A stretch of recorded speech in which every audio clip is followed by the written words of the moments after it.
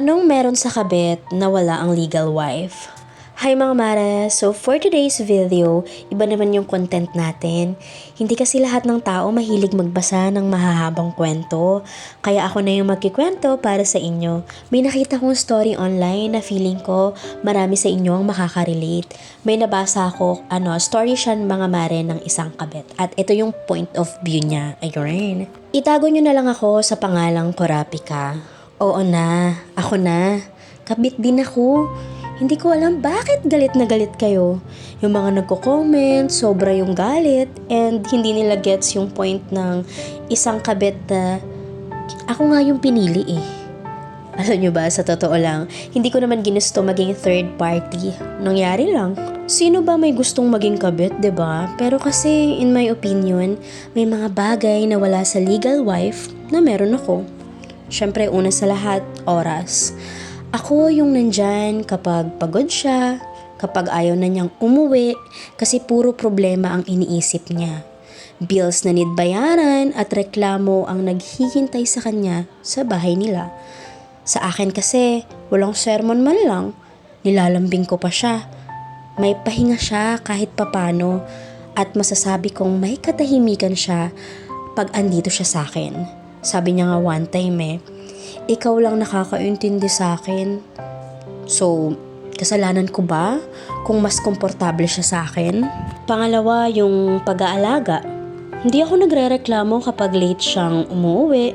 Hindi ako nagtatanong kung bakit hindi siya nagte-text sa akin or nag-a-update. Hindi ako humihingi ng commitment na hindi niya kayang ibigay. Low maintenance lang din ako. Hindi ako demanding at yun ang gusto niya. Yung hindi siya nape-pressure, kung tutuusin, ako pa nga yung mas understanding. Pangatlo, itsura. Sorry na agad, alam kong maraming ma-offend dyan. Sorry ha, pero hindi ako yung tipong laging pagod, laging galit, at laging may hinihingi.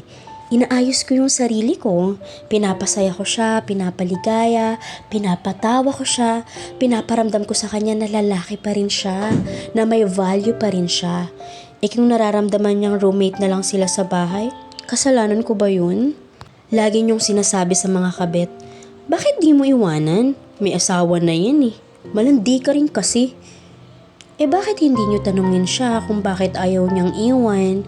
Ako ba yung humahawak sa kanya para manatili? Hindi naman choice niya to. Pinili niya to. Pinili niya ako.